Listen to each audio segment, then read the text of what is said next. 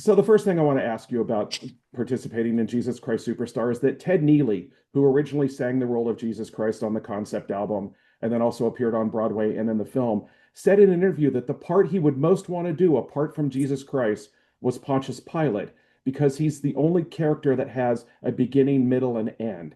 And I'm in the musical, and I'm wondering if you agree with him and what appeals to you most about Pilate's arc in this musical. Um, I think I do agree with him. That's actually very perceptive. He is the only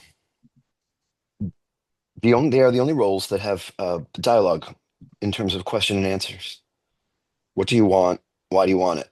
Well, I want this, or I don't say this, or we need you to do this. Um, it's why the scene is so compelling. So that uh, it's very perceptive, and it begins with him afraid of what might come, and then he tries to avoid it, and then he does it. And it's divided into three little perfect sequences.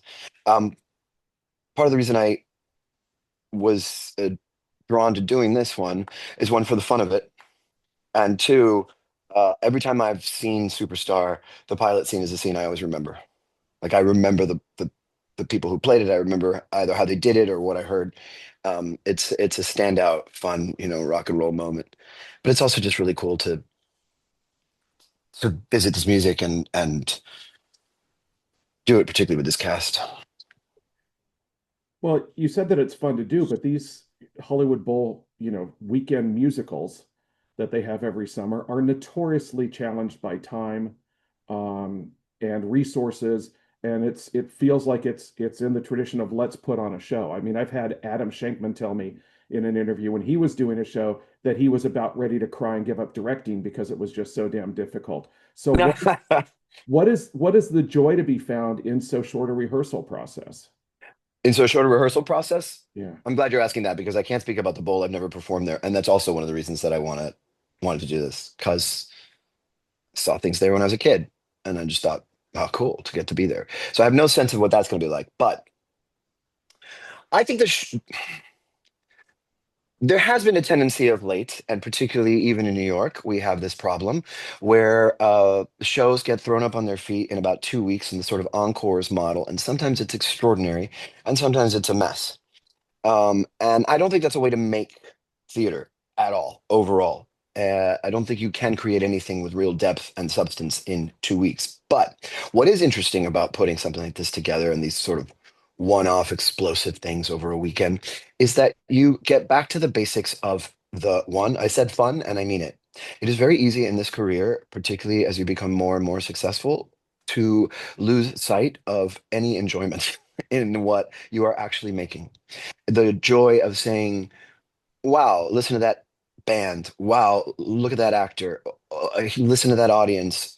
How thrilling. You don't have time to second guess yourself. You don't have time to do anything but follow your first instincts. And I also believe that our first instincts are generally the best ones we have. And then it takes us about 4 or 5 weeks of rehearsals to get back to them. So it can be terrifying, but I really like that tightrope. I like the sense of jumping in without having to plan way too much. You'll never get the sort of nuance that I know you can accomplish with a long and delicious rehearsal period, but you will have a lot of the joy and a lot of the fearlessness and a lot of the playfulness that brings you back to why you wanted to do this in the first place. Have you discovered that already in the process of rehearsing Yes, Superstar? yes, yes, because, well, Cynthia, period. Um, it's a pleasure to be in a room with such an extraordinary actor. It's a pleasure to be with a company that is excited by what I'm doing. That happened yesterday in rehearsals, and it was really not pleasure. It's really moving to me. It's really moving to see a whole cast kind of light up because they were liking what she and I were doing. The common say so to you that's really special. It doesn't. I don't take it for granted. It means a great deal to me when the company I'm working with appreciates me and what I'm doing, and I feel the same way about her. And also I love Sergio. We worked together, years ago. He's a friend, and the thrill of being like, huh, what could this be? I don't know. Let's try this. With an actor of that extraordinary accessibility is delightful. And then that music. I mean, we haven't heard the orchestra yet, but I can't wait. Well, hopefully you have a good rehearsal pianist working with you, or at We least do at the actually. The guys band. are great, and I keep changing keys on them. I'm like, it feels a little low. Can we do this instead? And Stephen Arimas, who's our musical director, he was my musical director on Tick Tick Boom. That's the last time we actually worked together. We became friends and knew each other socially and over the years. But I think he was even at my 31st birthday. Can't remember. Uh, when were we doing Tick? Would have been 30, 31. And we getting in a room yesterday or 2 days ago, we just were like, this is so wonderful to get to just have the fun of making something again with a friend and a colleague that you've known for 2 decades. Right. How unique are the challenges of doing a concert performance of a musical? It's not the first time you've done it. You mentioned that you were in Aspen, and I know you did My Fair Lady for one night. You did Roadshow for just a few nights as well at Encores. Well, that's different. Go on. You were gonna. Yeah, but I mean, yeah, Um, I mean, there's more. Encores is staged, and Encores is fully staged now, right. and has a different. Although I did Oliver there, and that was 2 weeks of a run. It's been a nice taste. I haven't really been on stage doing a run of a show in almost 13 years. Seared at MCC, which was a huge success for us, and it was a very happy experience. I keep calling it the last good time. That was in 2019, and then the pandemic happened. And with filming for the last however many years, running back and forth either between Hannibal or Law and Order, or there was just no space to do long runs of anything. I did Shakespeare in the Park. We did the Cymbeline there, but Seared was heaven. That was an actual run. But it was right after I finished Law and Order and before I went into the next show. What the short runs afford you is the opportunity to sink your teeth into something for a little while, but you can do it inside the space that you have between the time that you have to be on camera. Um, Roadshow's different. Oliver's different. The things you do at Encores are different in that, I mean, Steve was with us. We're working on a show that I think we had a really fascinating director's vision for. It felt like a very successful take on something that, which is what Encore should do, maybe hasn't worked before. And what is this material? And what is that? And the thrill of trying, well, let's see. There's no, the stakes are, what do you think about this thing that people keep judging harshly? Oliver, not so much, because Oliver seems to work gloriously.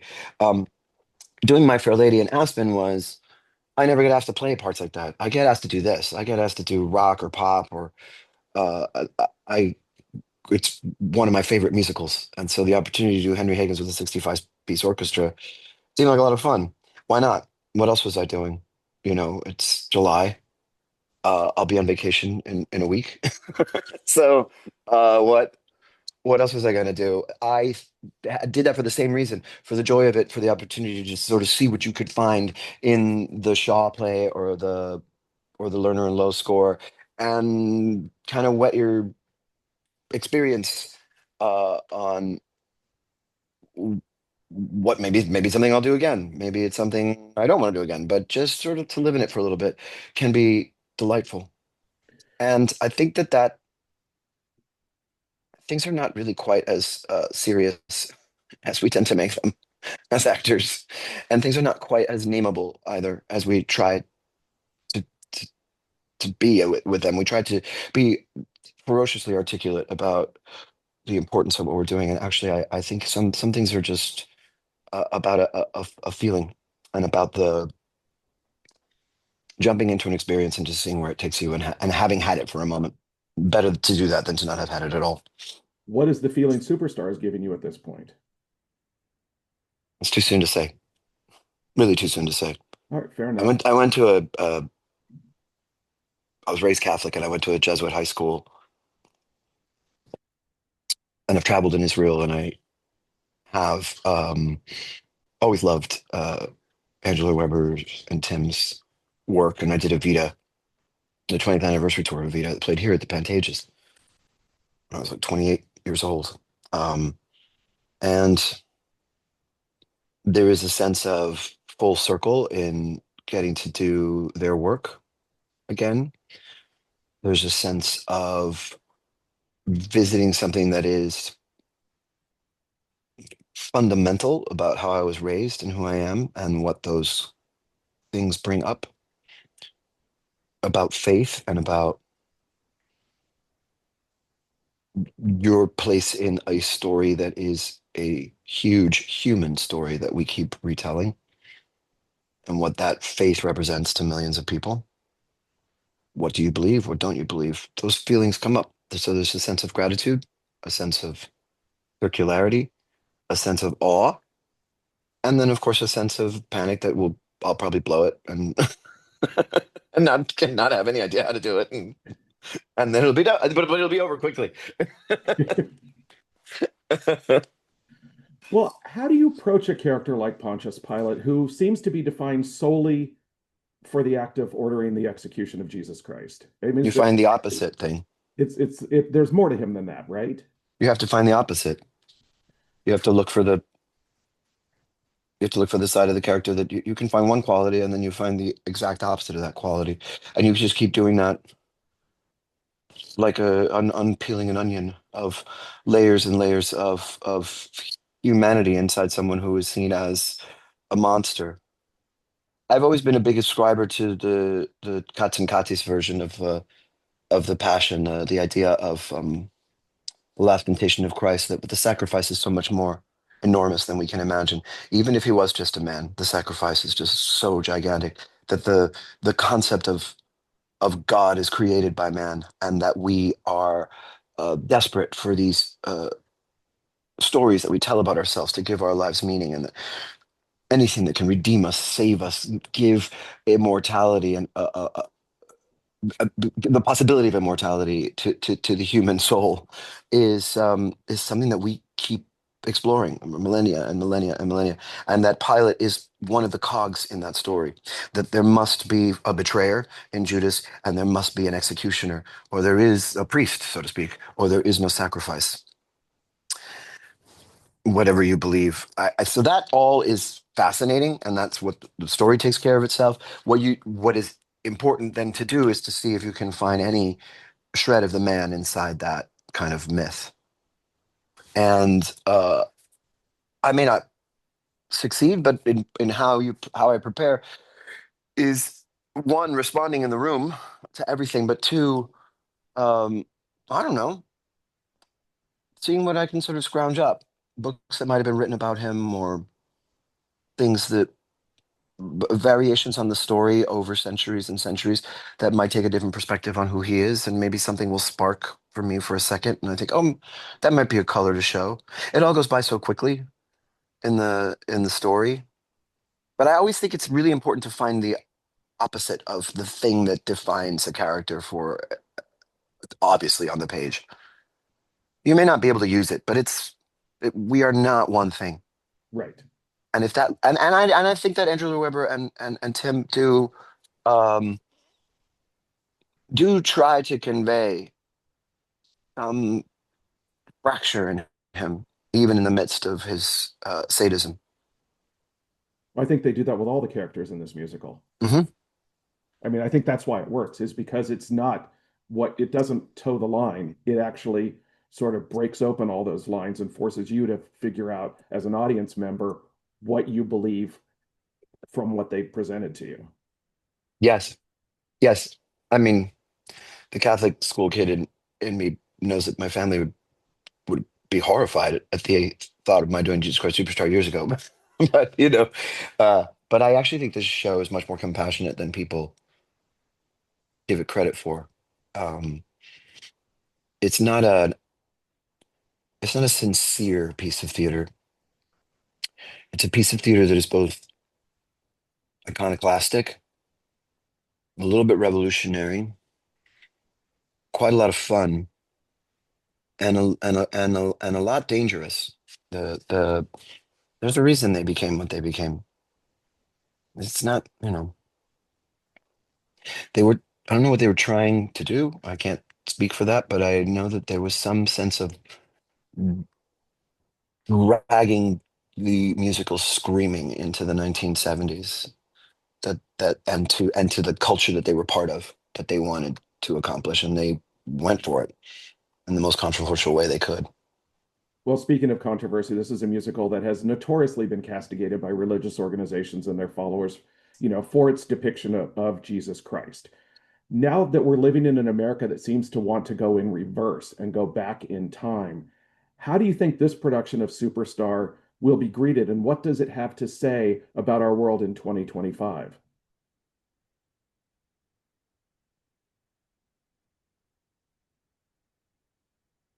I don't know how it'll be greeted. I've already seen things about people complaining. The biggest thing that seems to be a problem for everyone is that there is a black woman playing Jesus. I think that the country is on a very bad road in this reactionary climate where the one thing that this country was founded on quite strongly, it was never giving the church the power to tell anybody else how to live.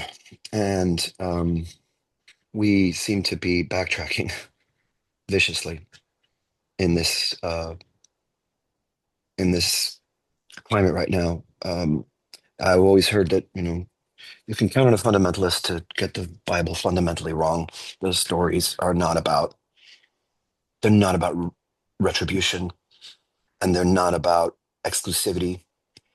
The story of Jesus was a shatteringly new human and human ethos that entered the world, which was mercy, which was inclusion, which was grace, which was you may not deserve this, but it doesn't matter what people think you deserve. You are blessed. You are worth loving. You may not be what everybody thinks of as perfect, but you are worth being adored, and God loves you. That was new, completely new. It's why the faith is so powerful. Are you gay? Are you a man that is a tax collector? Are you a woman who is a whore? Are you an adulterer? Are you a Roman? Are you whatever the things are inside the story? All those things, you are worthy of being loved by God. That is what the Gospels say, period. They don't even condemn Judas, the Right. Gospels.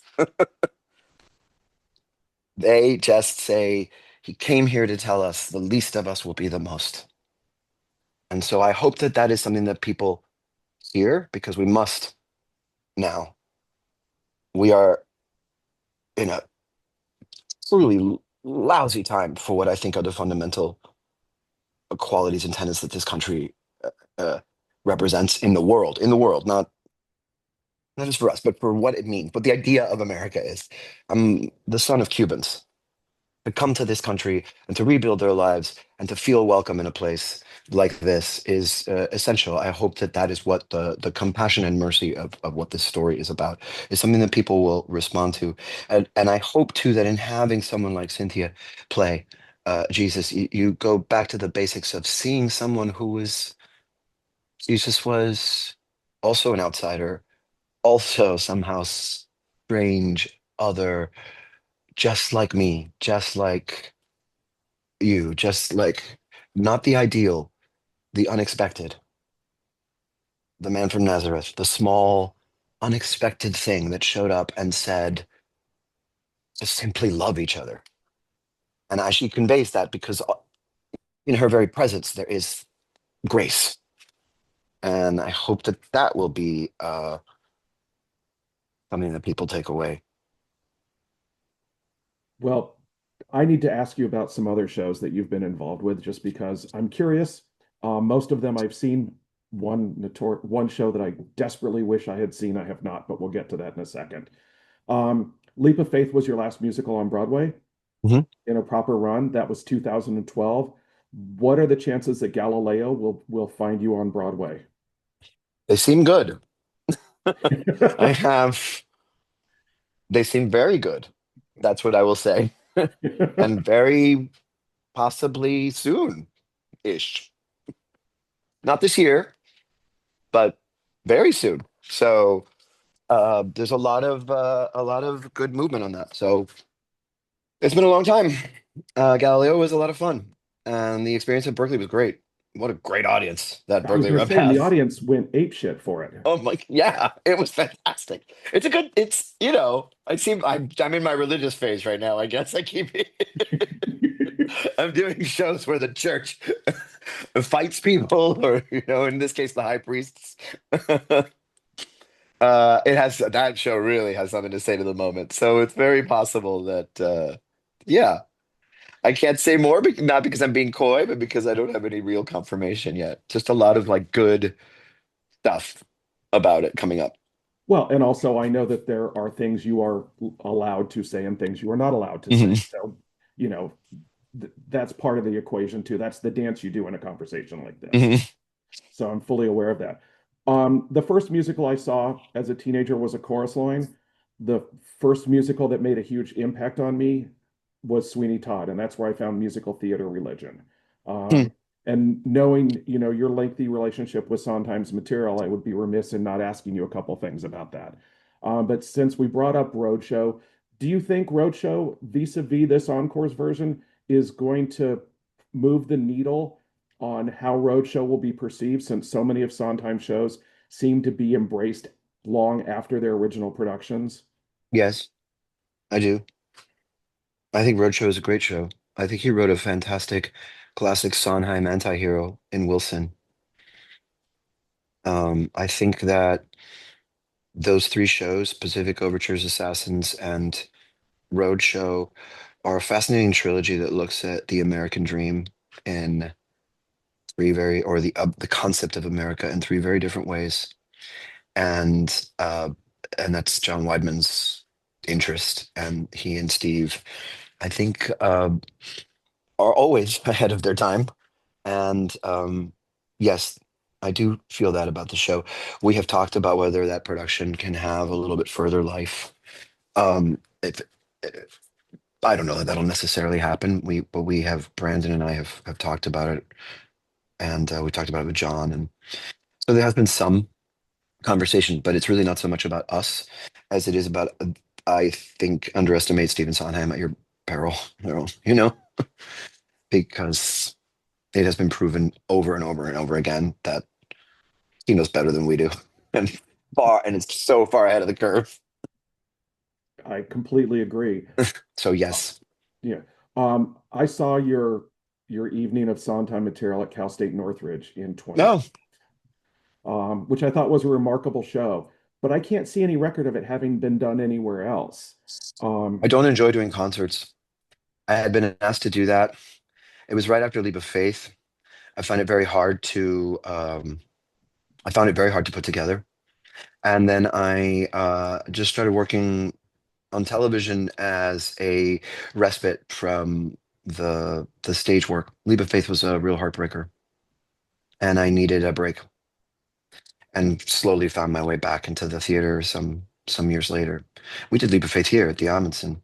I We did saw the it out of here. town down here. I keep saying here The like show it's just kept beautiful. changing.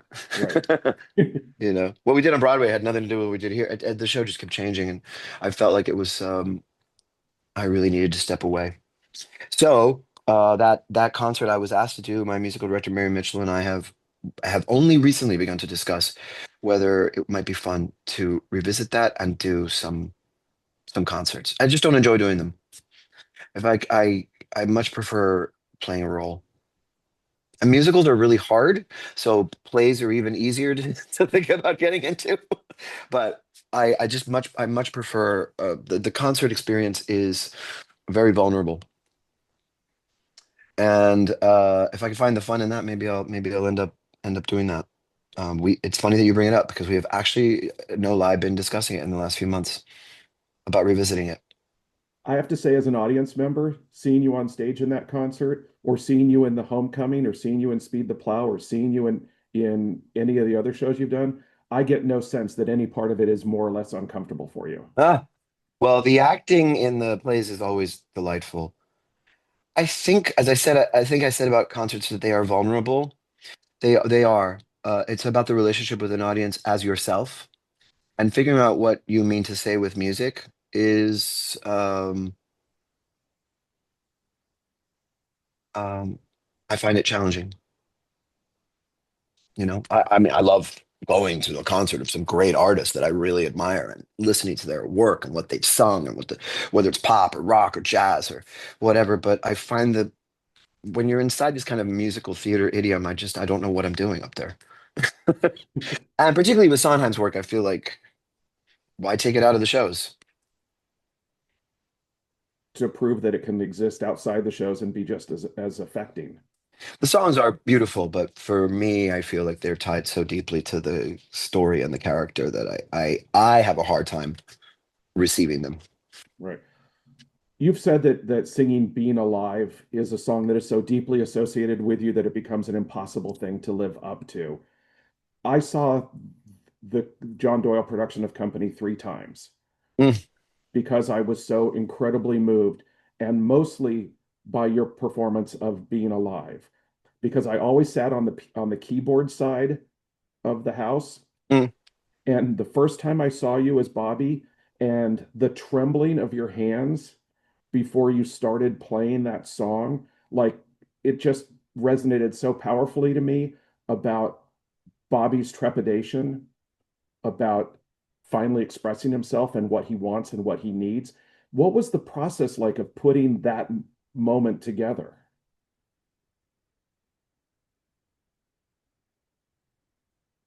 First of all, thank you for saying that. That's both kind and very much appreciated. Um, Also perceptive.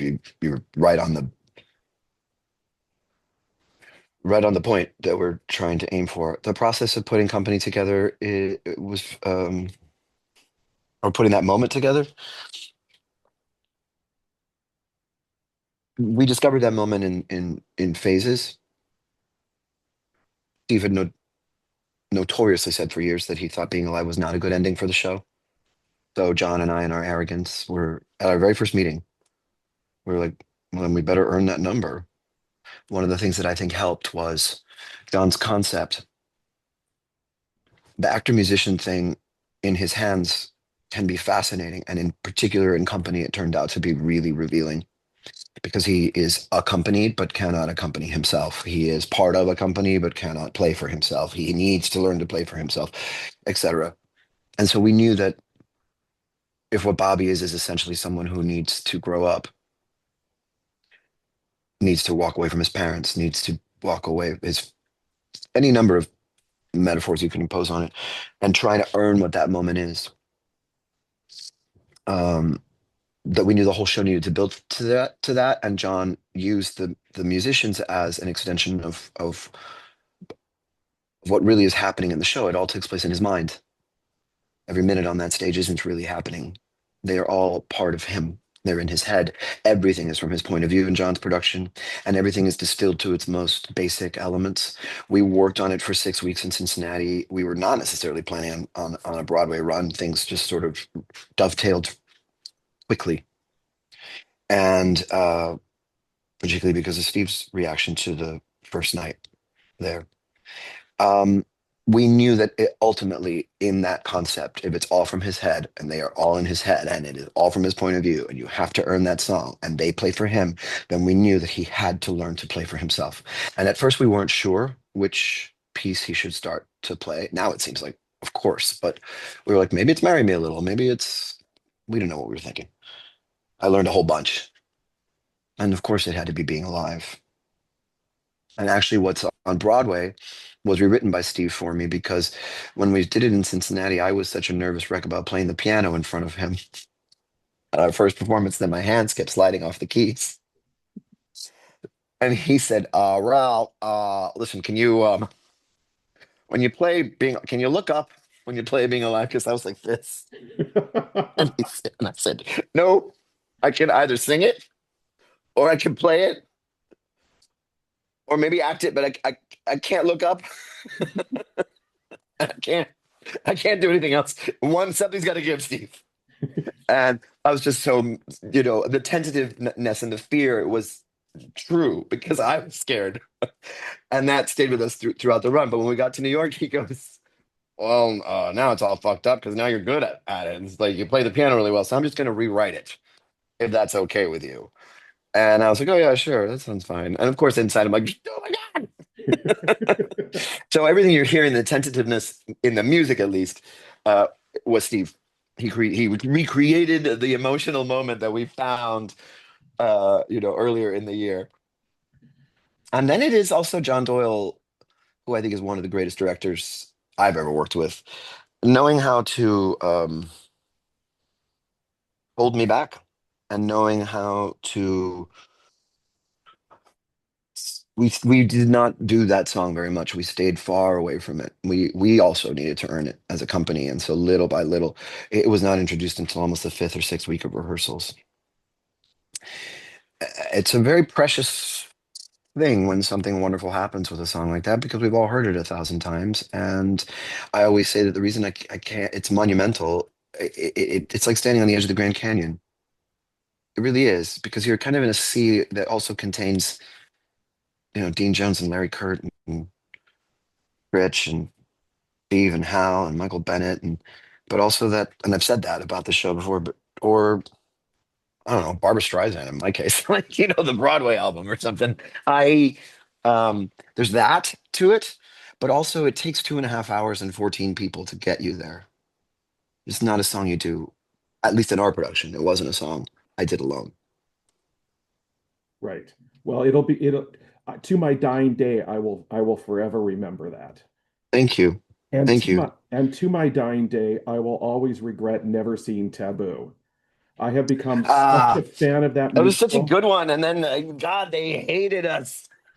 And then they were like, "Oh, we were wrong. That was really good." That was, unfortunately, that was the toxicity of Rosie O'Donnell at the time, I believe. It really was, but it was such a shame because what's the worst thing she did? She put her money where her mouth was at Right. the time, and she's one of the most generous people I know. It just the generosity kind of it can backfire. Sometimes it can be destructive. However, God, we were in that rehearsal hall, and I thought this thing's gonna be a hit. I mean, that is a great score. That's a show actually. I mean, talked about Steve, but I think it's a show it was way ahead of the curve. And it had its diehards, but boy, they hated us, and then turned around and said how much they loved it. Oh well. Well, it's interesting because, they've just announced that Jack Holden is revising the book with Boy George to do take a new look at Taboo. And I've talked to Danny Feldman at Pasadena Playhouse who wants to bring these sort of gems of musicals that have been forgotten or ignored Hmm. to stage. And I said, "You've got to do Taboo." And he said, "I would love to do it." But what was your main takeaway, from that experience? And is there anything you would like to see them change in the book from what you did on stage? I'd like the show to go back to what Charles Busch's original book was. It was outrageously queer, ferociously queer. I mean, we had porn and cocks all over the stage. All of that got cut in rehearsals. It was defiantly um, other, and I would love that. And it was howlingly funny, and it was also the references to old films. At one point, I even had like a meme reference where I was like leading him up a staircase. It went so fast and furious and insisted on the audience being smart and made no apologies for its down and dirty cocks and balls otherness. And I love that. And she panicked. She panicked. It just was getting cut left and right. Also, the Lee Boweriness of it, his extreme outrageousness, which we have seen now copied by Alexander McQueen, well, an homage by Lady Gaga. These people have, so I don't mean to imply that they know exactly what they're doing. They are riffing on an artist that they appreciate. And it's everywhere in our culture. That outrageousness that was a role that also I think could use a really good actor in it. And There's something very exciting about his transgressiveness and ugliness, unapologetic. That's why it's called Taboo. George knows exactly what he's doing. He wrote a great damn score, and Yeah, he wrote about some seriously fucked up outsiders who were not apologizing. I would love to see that happen. so would I. Um, One last question for you before I let you go. Andrew Lloyd Webber is quoted as having said, "What strikes me is that there's a very, very fine line between success and failure. Just one ingredient can make a difference." What do you think that one ingredient has been throughout your career that has made the difference in the career you've had so far?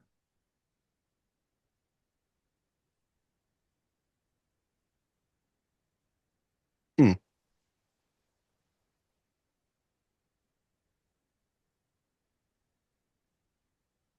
One answer is support, as in people have believed in me sometimes when I don't believe in myself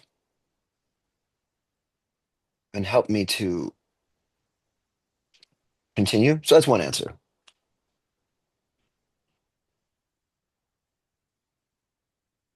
But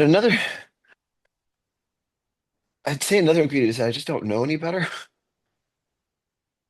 I have to do this. And so I live inside this thing. It can be really fun, but can also like be a little bit like flaying your skin off. And so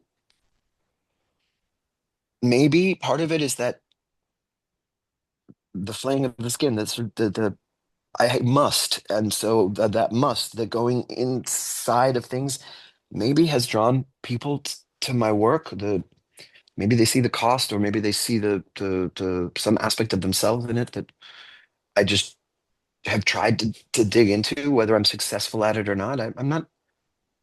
That's an interesting question. I don't know that I'm the right person to answer it because I can't tell you what people see in me or why someone wants me in something. But I do know that I can love it so much that it can hurt a lot or it can be insanely rewarding. It's a wonderful way to see the world, to see life. You live so many lives, but you try to be that person for a while. I don't know. I really don't know. Like I can't say because I ask that question of musicals all the time, particularly working on Galileo. You start to wonder what makes a what makes something work. What goes from good to great? What goes from great to extraordinary?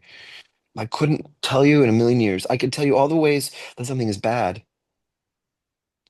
but I don't know that I can tell you the thing that lifts it from good to great. I do know that failure is important. I do know that unless that I have learned to let go of feeling like failure is a bad thing. I have learned, as I said at the beginning of this conversation, that the tightrope is intriguing and that mistakes have value. I would never have said that to you, 40 years ago. And that is a little bit how I have grown up. Maybe it's also related to a song like Being Alive, that it is about coming to a place in work, life, where you go, oh, well, this is it. I may fuck it up, but do it anyway. And I'm trying to say the same thing over and over again here. I'm not, this is a very hard question. Well, it's better I end an interview with a hard question than start an interview with a hard question, But I isn't really couldn't really tell you because I don't know what people see. it? But I do know that there's something I'm trying to circle there that I have not named for you, and I wish I had a pithy answer. But it is definitely that circling around, like the boring in of, and you keep making mistakes, and that's okay. You just keep going, just keep going, just keep going, and maybe there's something there that has helped to elevate me. I know I felt it. I remember that Rocky Horror audition in New York when it was my first Broadway gig. The sense of a room going, "Whoa, what is this guy doing? Like he's going further." And maybe there's a little bit of that. I know it happened with Evita when they were putting that. What's this kid doing? That kid. I remember Judy Prince saying that to Hal, like that kid who's playing Che that you and Larry have up there. There's something. He's going further. So I guess I've always had that in me. Like he's going for it. I don't know. Well, as an audience member, I've always felt like you've gone for it, and that's why I found it so rewarding to see you in a show. Thank you very much. That's Um, extraordinarily kind. And it seems like you've seen so much of my work. particularly on stage, which feels so ephemeral. When you said that about Sweeney, by the way, that's the show that knocked me into feeling like I could really do this. And I saw it at Western Stage in Salinas Wow. because my girlfriend's brother at the time was in the ensemble, one of the three tenors, and we went to go see him. And I remember that production like it was yesterday. I like shouted from my seat. I was 15. I was like, oh! I saw that show on the when the first tour was done. So I saw Angela Lansbury That was and here. Turn in Los Angeles at the Dorothy Chandler. Oh, wow. And my aunt is the one who introduced me to musical theater. So I said we have to go see Sweeney Todd. So at intermission, I asked her what she thought, and she asked me what I thought. And I said, well, I asked first, and she said, I'd like to leave. I'm not enjoying this. She goes, what about you? I said, I'm going to the box office to get a ticket for another performance. Yeah, it's definitely that's maybe the dividing line. I sort of love that. I do. I had seen many musicals before, here and there, musicals that I appreciated and I thought they were kind of fun. I'd never really done them until we moved out here to California. First one I did was at Mission San Jose High School. Had a seat in business, not really trying. It was sweet, fun, whatever. But most of the stuff I'd done when I was a kid was like plays in Spanish and stuff. And uh, I saw musicals that I liked, but I didn't see something until I saw Sweeney that made me go, I can do that. Right. Well, And also I didn't know you could tell stories like this on stage. right. Well, the beauty of that, I saw the ticket that I got was for the last performance Angela Lansbury ever gave in that role. Oh my God. And at the end of Act One, when they're doing a little priest, they had already filmed it, so that was in the can at this point. They knew it was the last performance. Somebody put flour into the dough that she was pounding during a little priest, so that one point she hit the rolling pin onto the dough, and flour went flying all over her and George Hearn. And like the orchestra had to vamp for 3 minutes because they broke character Of course so they would. easily. It is a moment I will never forget. That's so cruel. I It's love so that. cruel and it's so fun. Oh yeah, speaking of taboo, I was the practical joker, and I love to do that stuff. You can't do that on camera because you can always have another take. The only way you can get other actors is when you can't stop. There's nothing you can do about it, and I live for it. There won't Yeah, be time. That's a minus. I mean, we can't do that in a one-off. You can't do that in concerts. You have to trust each other and know that the person you're gonna mess with is gonna be okay. right. How wonderful! How wonderful to experience that. Well, the only further payoff with that was getting to interview Angela Lansbury and ask her about that moment. And she had totally Oh, forgotten about it. And she mhm. said, that was one of the most unique moments in my career, and we never ever found out who did that. No one took responsibility for it. Oh, that's something. During company, we had company member. Well, it was the night that Steve came. We were supposed to. He and I were gonna. We were being auctioned off or something, and we had those plexiglass cubes that everybody was sitting on. This is not a practical joke, but Steve says, Raul, come back, sit in the dressing room. We'll give him a tour of the set. And I said, Steve, there's no set, right? There's no set. And he's like, yes, I know that, smart ass. And if they want to feel like, he's like, they can just look at it. And if they want to feel like members of the company, they take turns falling off the plexiglass cubes because invariably every week some musician would keel over. Now, that wasn't a joke, but it was happening on a regular basis. Well, a lot of them had bigger instruments than the kazoo you used up until the Yes. end. Well, we did it in Cincinnati. I had cymbals. Which was more fun to play, cymbals or the kazoo? Oh, the cymbals. Yeah, That Cincinnati production had some wonderful elements that we were not able to include on Broadway, and that right, moment in particular was marvelous because John, it was a thrust stage and the audience was above us. So, in that moment when Bobby hit the cymbal, it wasn't the cymbals or the kazoo that didn't matter so much. The cymbals were fun. It was that in that moment the lights all changed so that the cast was suddenly gone. He was suddenly completely alone on stage in a sea of columns because they just stepped out of the light. We couldn't do that on Broadway because no one would see it from the orchestra. Though I right. think now nowadays the way Broadway is, people might have played around with our set design a bit, and maybe try to transform the proscenium. But it was one of my favorite moments.